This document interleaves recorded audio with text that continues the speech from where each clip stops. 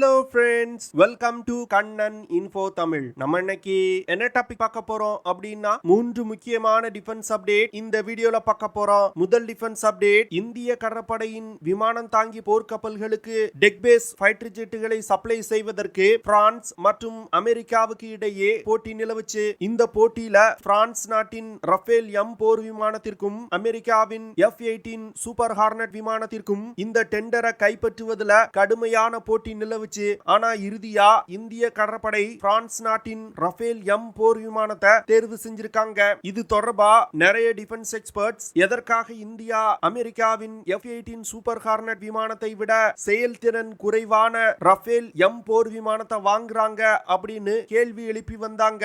இந்திய கடற்படையின் முன்னாள் அட்மிரல் முகுல் அஸ்தான் சமீபத்துல ஒரு பேட்டி கொடுத்திருந்தாரு. அந்த பேட்டி மூலமா ரஃபேல் எம் போர் விமானங்கள் சூப்பர் ஹார்னட் விமானத்தை விட எவ்வளவு சிறந்தது அப்படிங்கிற விஷயம் தெரிய வந்திருக்கு. இந்த வீடியோல முகுல் அஸ்தான் அவர்கள் ரஃபேல் எம் போர் விமானம் குறித்து என்ன சொல்லியிருக்காரு, இந்திய கடற்படை ரஃபேல் எம் போர் விமானத்தை தேர்வு செய்யறதுக்கு முக்கியமான காரணங்கள் என்ன, ரஃபேல் எம் போர் விமானத்தோட செயல்திறன் மற்றும் சிறப்பு அம்சங்கள் என்ன அப்படிங்கிறது குறித்து பார்க்கலாம். இரண்டாவது அப்டேட், இந்தியா எதிரிகளின் விமானங்கள் மற்றும் பாலிஸ்டிக் மிசைல்களை தாக்கி அழிப்பதற்கு ஒரு புதிய வகை லேசர் வெப்பனை டெவலப் செய்ய உள்ளதா செய்திகள் வெளிவந்திருக்கு. அந்த லேசர் வெப்பனை மட்டும் இந்தியா டெவலப் செய்தால் அது ஒரு கேம் சேஞ்சரா இருக்கும் அப்படின்னு டிஃபென்ஸ் எக்ஸ்பர்ட் சொல்றாங்க.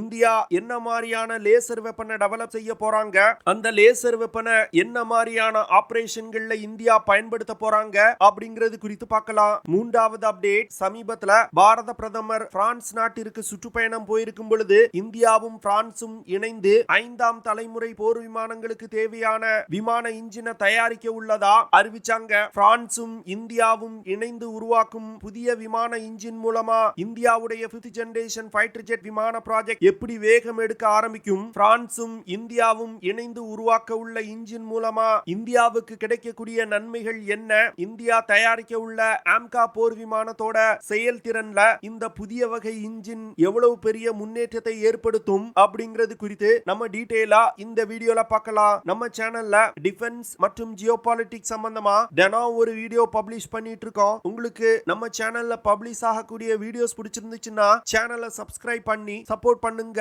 நீங்க பண்ற ஒவ்வொரு சப்ஸ்கிரிப்ஷனும் எனக்கு அடுத்தடுத்த வீடியோஸ் போடுறதுக்கு ஒரு மோட்டிவேஷனா இருக்கும். இந்த வீடியோல நிறைய இன்ட்ரெஸ்டிங்கான விஷயத்தை பத்தி பேசியிருக்கோம். அதனால இந்த வீடியோவை ஸ்கிப் பண்ணாம கடைசி வரைக்கும் பாருங்க. சமீபத்துல INS விக்ராந்த் விமானம் தாங்கி போர்க்கப்பல இந்திய கடற்படையில இணைச்சாங்க. இந்த விமானம் தாங்கி போர்க்கப்பல்ல தற்போதைய நிலையில் Mi-29K விமானங்கள் பயன்படுத்தப்பட்டு வருது. ஆனா Mi-29K விமான இன்ஜின்ல பல பிரச்சனைகள் இருக்கு. அதனால இந்த விமானங்களை ரீப்ளேஸ் செய்வதற்காகவும் கடற்படையின் டெக் பேஸ் ஃபைட்டர் ஜெட்டுகளின் எண்ணிக்கையை அதிகரிப்பதற்காகவும் இந்தியா 26 டெக் பேஸ் ஃபைட்டர் ஜெட்டுகளை வாங்குவதற்கு முடிவு செஞ்சாங்க. இதனை தொடர்ந்து உலகின் பல முன்னணி விமான தயாரிப்பு நிறுவனங்கள் இந்தியாவுக்கு தன்னுடைய ஃபைட்டர் ஜெட்டுகளை ஆஃபர் செஞ்சாங்க. இதுல இறுதி கட்டத்திற்கு பிரான்ஸ் நாட்டின் ரஃபேல் எம் போர் விமானமும் அமெரிக்காவின் F-18 சூப்பர் ஹார்னட் விமானமும் வந்துச்சு. இந்த 2 விமானங்களையும் இந்திய கடற்படை கோவால இருக்கக்கூடிய கடற்படை தளத்துல வச்சு பல கட்ட சோதனைகள்ல ஈடுபடுத்தினாங்க. இந்த சோதனைக்கு பிறகு ரஃபேல் எம் போர் விமானம் தான் தேர்வு செய்யப்பட்டிருப்பதா செய்திகள் வெளிவந்திருக்கு. ஆனா சில defence experts India Rafale M போர் விமானத்தை தேர்வு செய்ததன் மூலம் மிகப்பெரிய தவற செஞ்சிட்டாங்க அப்படின்னு சொல்லி வந்தாங்க. ஆனா இந்திய கடற்படை ரஃபேல் எம் போர் விமானத்தை எதற்காக தேர்வு செஞ்சாங்க அப்படிங்கிற முக்கியமான காரணங்களை இந்திய கடற்படையின் ரிட்டையர்ட் அட்மிரல் முகுல் அஸ்தான் சமீபத்துல ஒரு பேட்டியில சொல்லியிருந்தாரு. முகுல் அஸ்தான் ஒரு மிக சிறந்த கடற்படை அட்மிரல் மற்றும் ஏவியேஷன் கன்சல்டன்ட். முகுல் அஸ்தான் இந்திய கடற்படை ரஃபேல் எம் போர் விமானத்தை தேர்வு செய்யறதுக்கு முக்கியமான காரணமா சொல்றது, ரஃபேல் எம் போர் விமானம் F-18 சூப்பர் ஹார்னட் விமானத்தை விட சிறிய விமானம். அதாவது ரஃபேல் எம் போர் விமானம் 15.2 மீட்டர் நீளமும் 10.9 மீட்டர் விங் ஸ்பேனும் கொண்டது. அதுவே F-18 சூப்பர் ஹார்னட் விமானத்தை எடுத்துக்கிட்டீங்கன்னா 18.3 மீட்டர் நீளமும் 13.6 மீட்டர் விங் ஸ்பேனும் கொண்டது. இதன் காரணமா தான் இந்திய கடற்படை ரஃபேல் எம் போர் விமானத்தை தேர்வு செஞ்சிருக்காங்க. அதாவது விமானத்தோட சைஸ் சிறுசா இருந்துச்சுன்னா INS விக்ராந்த் விமானம் தாங்கி போர்க்கப்பல்கள்ல அதிக எண்ணிக்கையிலான ஃபைட்டர் ஜெட் விமானங்களை நிறுத்தி வைக்க முடியும். விமானம் தாங்கி போர்க்கப்பல்களோட பலமே அந்த போர்க்கப்பல்கள்ல எத்தனை விமானங்கள் நிறுத்தி வைக்கப்பட்டிருக்கு அப்படிங்கறத பொறுத்துதான். அதனால சூப்பர் ஹார்னட் விமானங்களை தேர்வு செய்து குறைவான விமானங்களை ஐஎன்எஸ் விக்ராந்த் விமானம் தாங்கி போர்க்கப்பல்கள்ல நிலைநிறுத்துவதை விட சிறிய ரஃபேல் எம் போர் விமானங்களை தேர்வு செய்து அதிக எண்ணிக்கையிலான ரஃபேல் எம் போர் விமானங்களை நிலைநிறுத்துவதற்கு இந்திய கடற்படை முடிவு செஞ்சிருக்காங்க. ரஃபேல் எம் போர் விமானத்தோட அளவு சூப்பர் ஹார்னட் விமானங்களை விட சிறியதா இருக்கிறதுனால விமானங்களை நிறுத்தி வைக்கக்கூடிய ஹேங்கர்களையும் மிக சிறப்பா பயன்படுத்தி கொள்ள முடியும். கப்பலோட மேல் தளத்திலையும் அதிக எண்ணிக்கையிலான போர் விமானங்களை நிறுத்தி வைக்க முடியும். அது மட்டும் இல்லாம விமானங்களை நிறுத்தி வைக்கக்கூடிய ஹேங்கர்கள்ல அதிக இடம் இருந்துச்சுன்னா விமானங்களை மிஷன்களுக்கு ஈஸியா ப்ரிப்பேர் செய்ய முடியும். அதுவே ஒரு பெரிய விமானத்தை நிறுத்தி வைக்கும் பொழுது இடம் மிக குறைவா இருக்கும். இதன் காரணமா விமானங்களை மிஷனுக்கு தயார் செய்வதில் கூட தாமதம் ஏற்பட வாய்ப்பு இருக்கு. அடுத்து ரஃபேல் எம் போர் விமானம் 10,600 கிலோகிராம் எடை கொண்டது. அதுவே சூப்பர் ஹார்னட் விமானம் 14,500 கிலோகிராம் எடை கொண்டது. ஐஎன்எஸ் விக்ராந்த் மற்றும் ஐஎன்எஸ் விக்ரமாதித்யா ஒரு மீடியம் சைஸ் கொண்ட ஏர்கிராஃப்ட் கேரியர்கள். அதனால இது போன்ற கேரியர்கள்ல குறைவான எடை கொண்ட விமானங்களை பயன்படுத்துவதுதான் ஒரு சேஃபான ஆப்ஷனா இருக்கும். இதன் காரணமாகவும் இந்திய கடற்படை குறைவான எடை கொண்ட ரஃபேல் எம் போர் விமானத்தை தேர்வு செஞ்சிருக்காங்க.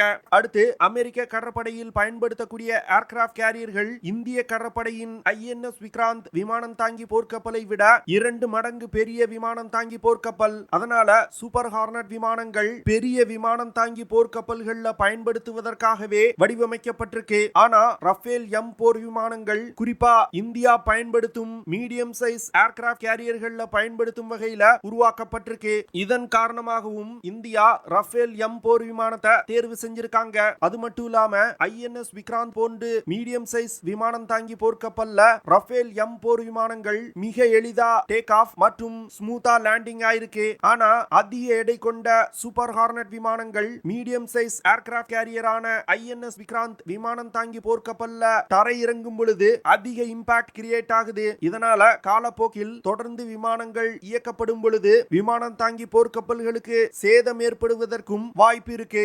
அடுத்து ரஃபேல் எம் போர் விமானங்கள்னால அதிகபட்சமா 24,500 கிலோகிராம் எடை கொண்ட ஆயுதங்கள், மிசைல்ஸ், பாம்ஸ் போன்றவற்றை சுமந்து கொண்டு டேக் ஆஃப் ஆக முடியும். அதுவே சூப்பர் ஹார்னட் விமானத்தினால அதிகபட்சமா 29,900 கிலோகிராம் எடை கொண்ட ஆயுதங்களை சுமந்து கொண்டு பறக்க முடியும். சூப்பர் ஹார்னட் விமானங்கள்னால கிட்டத்தட்ட 4,500 கிலோகிராம் அதிகமான எடை கொண்ட ஆயுதங்களை சுமந்து கொண்டு பறக்க முடியும். ஆனா விமானத்தோட அளவு பெருசா இருக்கிறதுனால குறைவான எண்ணிக்கையிலான விமானங்களை தான் இயக்க முடியும். அதனால இந்த 4,500 கிலோகிராம் எடை அப்படிங்கிறது ஒரு பெரிய விஷயம் கிடையாது. ஏன்னா அளவில் சிறிய அதிக எண்ணிக்கையிலான ரஃபேல் எம் போர் விமானங்களை இயக்குவதன் மூலம் இந்த டிஃபரன்ஸை காம்பன்சேட் செய்ய முடியும். இந்திய விமானப்படை ஏற்கனவே 36 ரஃபேல் போர் விமானங்களை வாங்கி பயன்படுத்தி வந்துகிட்டு இருக்காங்க. இப்போ இந்திய கடற்படையும் ரஃபேல் எம் போர் விமானங்களை வாங்கினாங்கன்னா 2 விமானங்களுக்கும் 90% பாகங்கள் சிமிலரா தான் இருக்கும். இதனால 2 விமானங்களுக்கு தேவையான உதிரி பாகங்களை சேமித்து வைப்பது, உதிரி பாகங்களை வாங்குவதற்கான ஆர்டர்களை பிளேஸ் செய்வது போன்ற விஷயங்களை விமானப்படை மற்றும் கடற்படையும் இணைந்து செய்ய முடியும். இதனால கடற்படை மற்றும் விமானப்படை விமானங்களை மிக எளிதா மெயின்டைன் செய்ய முடியும். இது போன்ற காரணங்கள்னாலதான் இந்திய கடற்படை ரஃபேல் எம் போர் விமானங்களை தேர்வு செஞ்சிருக்காங்க. அடுத்த அப்டேட், சமீப காலமா உலகின் பல நாடுகள் டைரக்ட் எனர்ஜி வெப்பன்களை உருவாக்குறதுக்கு அதிக முனைப்பு காட்டி வந்துகிட்டு இருக்காங்க. டைரக்ட் எனர்ஜி வெப்பன்ஸ் அப்படின்னா லேசர் மற்றும் மைக்ரோவேவ் வெப்பன்களை சொல்லலாம். அந்த வகையில இந்தியாவும் காளி, துர்கா போன்ற டைரக்ட் எனர்ஜி வெப்பன்களை டெவலப் செய்து வந்துகிட்டு இருக்காங்க. இந்த சூழ்நிலையில இந்தியா புதிதாக ஒரு கெமிக்கல் லேசர் வெப்பனை டெவலப் செய்ய இருப்பதா செய்திகள் வெளிவந்திருக்கு. அதாவது இந்தியா விமானங்கள்ல வச்சு பயன்படுத்தக்கூடிய ஒரு ஏர்பார்ன் டைரக்ட் எனர்ஜி வெப்பனை டெவலப் செய்ய போறாங்க. இந்தியா தயாரிக்க உள்ள லேசர் வெப்பன் காயில் அப்படின்னு சொல்லக்கூடிய கெமிக்கல் ஆக்சிஜன் அயோடான் லேசர் டெக்னாலஜி மூலமா தயாரிக்க போறாங்க. இந்த காயில் தொழில்நுட்பம் லேசர் பீம்ஸ் உருவாக்குறதுல மிகவும் ஒரு அதிநவீன தொழில்நுட்பம். காயில் டெக்னாலஜி மூலமா உருவாகக்கூடிய லேசர் பீம்ஸ் பயன்படுத்தி இந்தியா ஒரு மிசைல் டிஃபென்ஸ் சிஸ்டத்தை உருவாக்க முயற்சி செய்றாங்க. இந்த காயில் டெக்னாலஜி மூலமா தயாரிக்கப்படும் லேசர் வெப்பன்கள் ஒரு ஸ்டேட் ஆஃப் ஆர்ட் தொழில்நுட்பம் கொண்ட அதிநவீன லேசர் வெப்பன்கள். இந்த காயில் தொழில்நுட்பத்துல ஒரு கெமிக்கல் ரியாக்ஷன் மூலமா ஹை எனர்ஜி கொண்ட லேசர் பீம்ஸ் ப்ரொடியூஸ் பண்ண முடியும். இந்த லேசர் லேசர் பீம்ஸ் பயன்படுத்தி இன்டர்கான்டினென்டல் பாலிஸ்டிக் மிசைல்களை கூட தாக்கி அழிக்க முடியும். அதுவும் பாலிஸ்டிக் மிசைல்கள் லான்ச் செய்யப்பட்டு பூஸ்டர் பேஸ்ல இருக்கும் பொழுதே இந்த லேசர் வெப்பன்களை பயன்படுத்தி தாக்கி அழிக்க முடியும். இந்தியா இந்த காயில் டெக்னாலஜி மூலமா உருவாக்கப்படும் லேசர் வெப்பனை சோதிப்பதற்கு ஒரு பயணிகள் விமானத்தை ஏர்பான் லேசர் டெஸ்ட் பெட்டா மாற்றி அமைக்க போறாங்க. இந்த விமானத்தோட முன்புறத்துல தயாரிக்கப்படும் லேசர் வெப்பன்களை பொருத்தி சோதனை செஞ்சு பார்க்க போறாங்க. விமானத்தோட முன்புறத்துல லேசர் வெப்பன்களை பொருத்துவதன் மூலம் எந்த திசையில் இருந்து வரக்கூடிய மிசைல்களையும் ட்ராக் செஞ்சு தாக்கி அழிக்க முடியும். இந்த காயில் டெக்னாலஜி மூலமா உருவாக்கப்படும் லேசர் வெப்பன்களோட செயல்திறன் மிக அதிகமா இருக்கும் அப்படின்னு டிஃபென்ஸ் எக்ஸ்பர்ட் சொல்றாங்க. இதன் காரணமா இந்த காயில் டெக்னாலஜி மூலமா உருவாக்கப்படும் லேசர் பீம்கள்னால இன்டர்கான்டினென்டல் பாலிஸ்டிக் மிசைல்ஸ், விமானங்கள், ட்ரோன்ஸ் போன்ற பல்வேறு விதமான ஏரியல் டார்கெட்டுகளை மிக எளிதா தாக்கி அழிக்க முடியும். அடுத்த அப்டேட், பாரத பிரதமர் பிரான்ஸ் நாட்டிற்கு சுற்றுப்பயணம் போயிருக்கும் பொழுது யாரும் எதிர்பார்க்காத சூழ்நிலையில பிரான்ஸ் மற்றும் இந்தியாவும் இணைந்து 5ஆம் தலைமுறை போர் விமானங்களுக்கு தேவையான இன்ஜினை டெவலப் செய்ய இருப்பதா அறிவிக்கப்பட்டது. இதனைத் தொடர்ந்து இந்தியாவின் AMCA 5th generation fighter jet விமான ப்ராஜெக்ட் வேகம் எடுக்க ஆரம்பிச்சிருக்கு அப்படின்னு டிஃபென்ஸ் எக்ஸ்பர்ட் சொல்றாங்க. இன்னும் கூடிய விரைவில் ஆம்கா ப்ராஜெக்ட்டுக்கு தேவையான நிதியை கேபினெட் கமிட்டி ஆன் செக்யூரிட்டி ஒதுக்க போறாங்க. இதன் மூலமா ஆம்கா ப்ராஜெக்ட் வேகம் எடுக்க போகுது. இந்தியாவை பொறுத்தமட்டில் இவ்வளவு நாட்களா ஆம்கா ப்ராஜெக்ட்டுக்கு மிகப்பெரிய தடைக்கல்லா இருந்தது விமான இன்ஜின் தான். ஆனா தற்போது இந்த விமான இன்ஜின் பிரச்சனை முடிவடைஞ்சதனால ஆம்கா விமான டெவலப்மெண்ட் வேகம் எடுக்கும். இந்தியா ஆம்கா விமானத்தை 2 விதமா டெவலப் செய்வதற்கு முடிவு செஞ்சிருந்தாங்க. ஆம்கா MK1 மற்றும் ஆம்கா MK2. இதுல ஆம்கா MK1 விமானத்துல GE நிறுவனத்தின் F414 இன்ஜின் தான் பயன்படுத்தப்படுது. இந்த இன்ஜின்னால அதிகபட்சமா 98 கிலோ நியூட்டன் த்ரஸ்ட் ப்ரொடியூஸ் பண்ண முடியும். ஆனா ஆம்கா MK1 விமானத்தினால ஒரு 5th ஜெனரேஷன் ஃபைட்டர் ஜெட் விமானம் போன்று சூப்பர் க்ரூஸ் செய்ய முடியாது. அப்படி சூப்பர் க்ரூஸ் செய்யணும்னா ஆஃப்டர் பர்னர்களை பயன்படுத்தி தான் சூப்பர் க்ரூஸ் செய்யணும். ஆஃப்டர் பர்னர்களை பயன்படுத்தும் பொழுது அதிக எரிபொருள் செலவாகும். இதன் காரணமா விமானம் பறக்கக்கூடிய ரேஞ்ச் குறையும். இதன் காரணமாக தான் ஆம்கா MK2 விமானத்துல அதிக த்ரஸ்ட் கொண்ட இன்ஜினை பயன்படுத்துவதற்கு இந்தியா திட்டமிட்டிருக்காங்க. ஆம்கா MK2 விமானத்துல 110 கிலோ நியூட்டன் த்ரஸ்ட் கொண்ட இன்ஜினை இந்தியா பயன்படுத்த போறாங்க. இதன் காரணமா ஆஃப்டர் பர்னர்களை பயன்படுத்தாமலே ஆம்கா MK2 விமானத்தினால சூப்பர்சானிக் வேகத்துல பறக்க முடியும். ஆஃப்டர் பர்னர்களை பயன்படுத்தாமல் சூப்பர் க்ரூஸ் செய்யக்கூடிய ஒரு 5th ஜெனரேஷன் ஃபைட்டர் ஜெட் விமானத்தை இந்தியா டெவலப் செஞ்சிட்டாங்கன்னா சீனா, ரஷ்யா மற்றும் அமெரிக்காவுக்கு அடுத்து இது போன்ற ஒரு ஃபைட்டர் ஜெட் விமானத்தை உருவாக்கிய 4வது நாடா இந்தியா இருக்கும். இந்தியா கிட்டத்தட்ட 40 MK1 போர் விமானங்களை தயாரிக்க உள்ளாங்க. இந்தியாவும் பிரான்சும் இணைந்து புதிய இன்ஜினை உருவாக்கிய பிறகு அதிக எண்ணிக்கையில் ஆம்கா MK2 விமானங்கள் தயாரிக்கப்பட்டு இந்திய படையில் இணைக்கப்படும். அதனால பிரான்சும் இந்தியாவும் இணைந்து விமான இன்ஜினை தயாரிப்பதற்கு முடிவு செய்தது ஆம்கா விமான ப்ராஜெக்டை பொறுத்தமட்டில் மிகவும் ஒரு முக்கியமான விஷயமா பார்க்கப்படுது. அடுத்து இந்தியா தயாரிக்க உள்ள ஆம்கா போர் விமானம் 4th ஜெனரேஷன் விமானங்களை விட அதிக விலை கொண்டதா தான் இருக்கும். ஆனா ஒரு 5th ஜெனரேஷன் ஃபைட்டர் ஜெட் விமானத்தை வெளிநாட்டில் இருந்து இறக்குமதி செய்வதை விட இந்தியா உள்நாட்டிலே தயாரிக்கும் ஆம்கா போர் விமானம் கிட்டத்தட்ட 50-60% விலை குறைவா இருக்கும். அது மட்டும் இல்லாம ஆம்கா போர் விமானத்துல பயன்படுத்தப்படும் மிசைல்ஸ், பாம்ஸ் போன்றவற்றை உள்நாட்டிலே தயாரித்து விமானங்களை இயக்கும் பொழுது கிட்டத்தட்ட 70% மற்ற விமானங்களை விட இந்தியாவின் ஆம்கா போர் விமானங்கள் விலை குறைவா இருக்கும். இதன் காரணமா இந்தியாவால் அதிக எண்ணிக்கையிலான ஆம்கா போர் விமானங்களை தயாரித்து இந்திய படையில் இணைக்க முடியும். அது மட்டும் இல்லாம